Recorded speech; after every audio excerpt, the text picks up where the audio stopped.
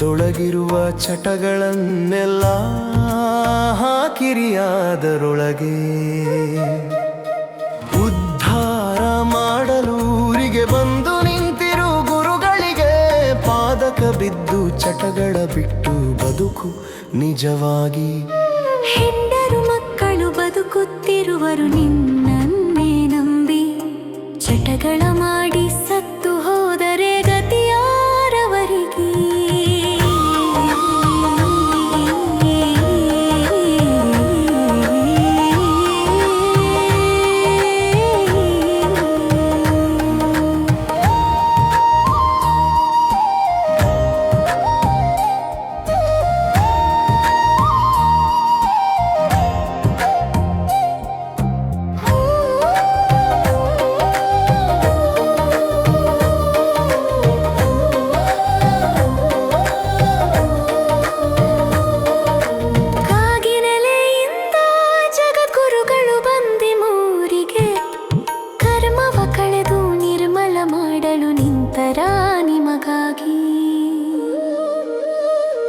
ಬಿಡುವೋ ತಮ್ಮ ಚಟಗಳನ್ನು ಮಾಡೋ ಸುಂದರ ಸಂಸಾರವನ್ನು, ಬಿಡುವ ತಮ್ಮ ಚಟಗಳನ್ನು ಕಟ್ಟೋ ಮಕ್ಕಳ ಭವಿಷ್ಯವನ್ನು.